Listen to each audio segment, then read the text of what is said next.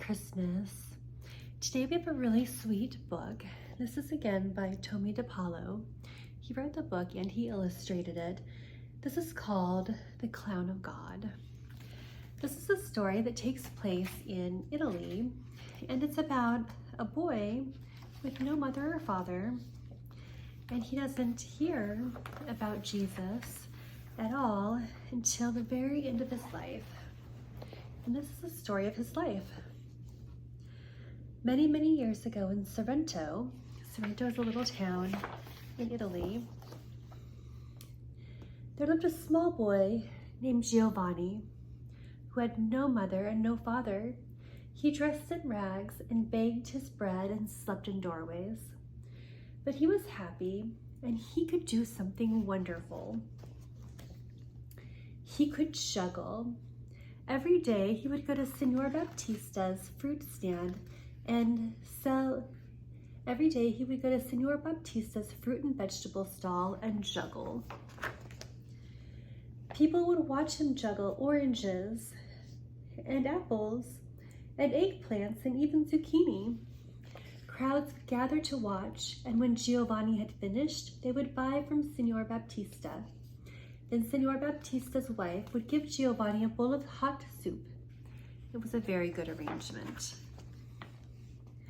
One day, a troupe of traveling players came to town, and Giovanni watched them as the Arlecchino and Colombina, in their beautiful clothes, they danced and they sang.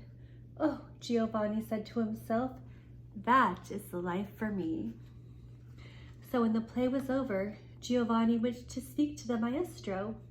"No, no," said the maestro. "I have no need for a ragamuffin.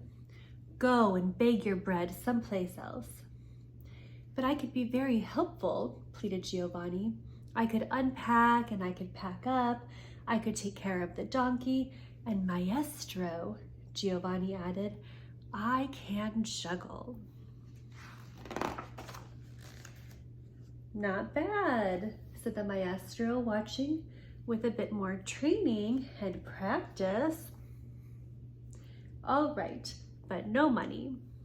A place to sleep and companionship of the finest players in Italy and a bowl of noodles.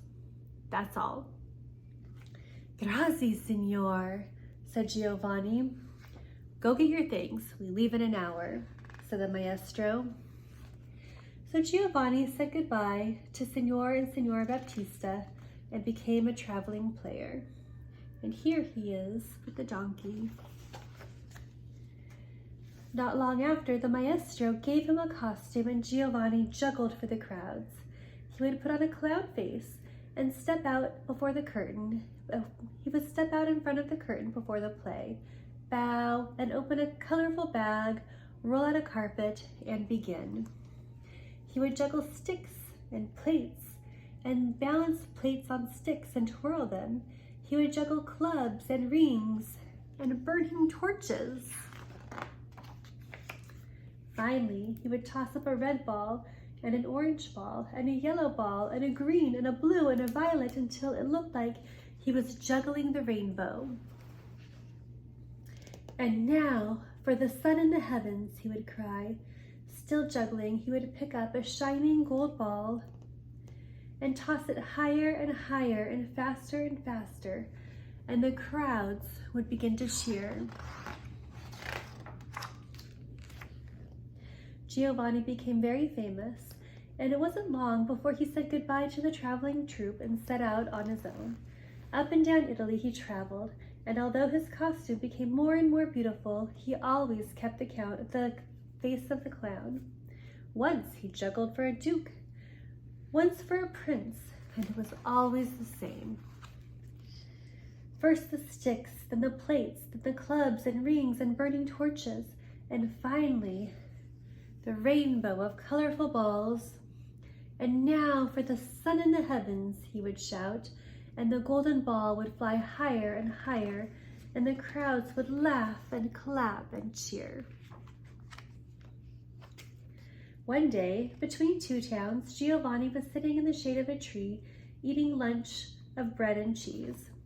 two little brothers came down the road.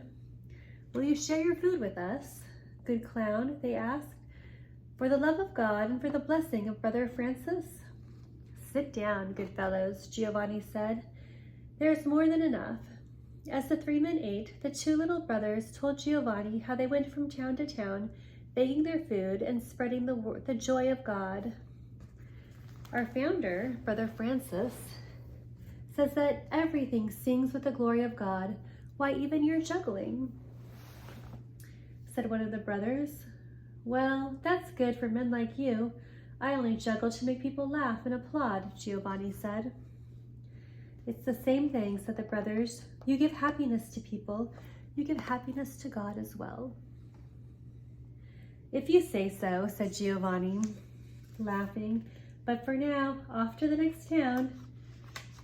Arrivederci. My Italian is not very good. Good day, brothers, and good luck." And whenever Giovanni went, the air was filled with his flying sticks and his plates and his clubs and his rings and his torches, and always the rainbow balls and the sun in the heavens. And wherever Giovanni went, the faces of the crowds would be full of smiles, and the sounds of laughter and cheers would ring through the towns.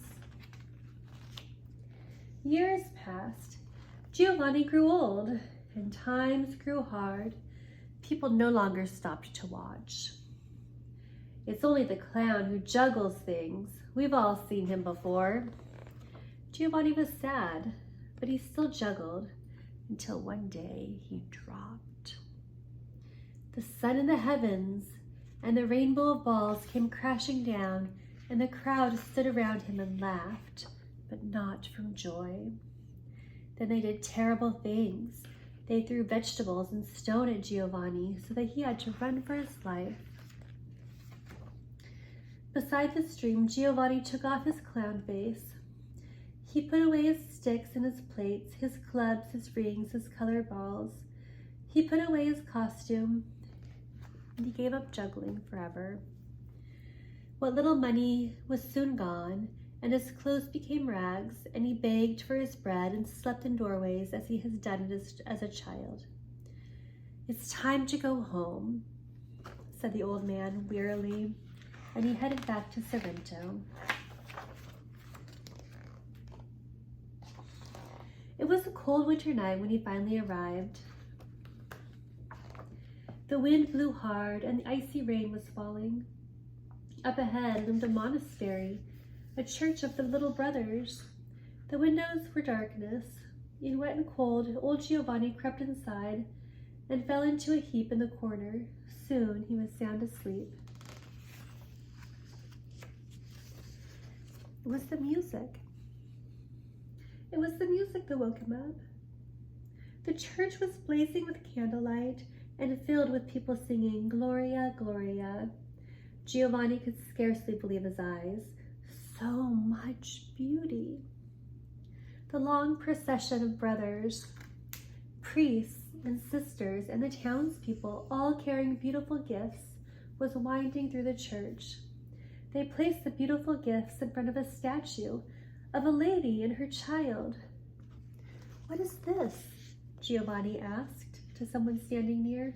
"Why, old man, it's the birthday of the Holy Child," the woman said. "It's the procession of the gifts."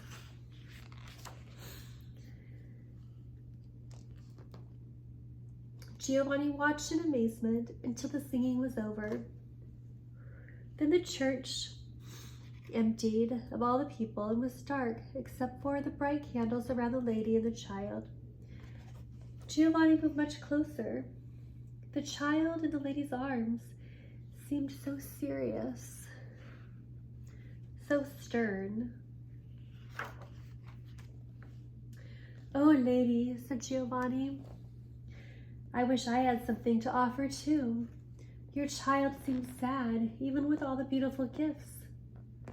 "But wait, I used to make people smile." Giovanni opened his bag and shook out his costume. He put on his clown face and bowed and rolled out his little rug and began to juggle, first the sticks, then the plates. Next he twirled the plates on the sticks, then the clubs and the rings. The brother sexton, who was coming in to lock the doorway, saw Giovanni juggling. He was horrified. "Father, master," he cried, rushing off to the priest. "A sacrilege! Come quickly." But Giovanni didn't hear or notice them. "And now," said Giovanni, smiling at the face of the child, "first the red ball, then the orange. Now the yellow and the green and the violet. Around and around they went like a rainbow. And finally," cried Giovanni, "the sun in the heavens, and the gold ball flew around higher and higher and higher." Giovanni had never juggled so well in his life. Higher and higher, faster and faster. A blaze of color filled the air. It was magnificent. Giovanni's heart was pounding. "For you, sweet child, for you," he cried. Then suddenly his old heart stopped, and Giovanni fell dead to the floor. The priest and brother sexton came rushing. Stooping over old Giovanni, the priest said, "Why, the poor clown is dead. May his soul rest in peace." But brother sexton backed away, and with his mouth open wide, he stared at the statue of the old lady and her child, of the lady and her holy child. "Oh, Father," he said, "oh, Father, look." The child was smiling, and in his hand he held the golden ball.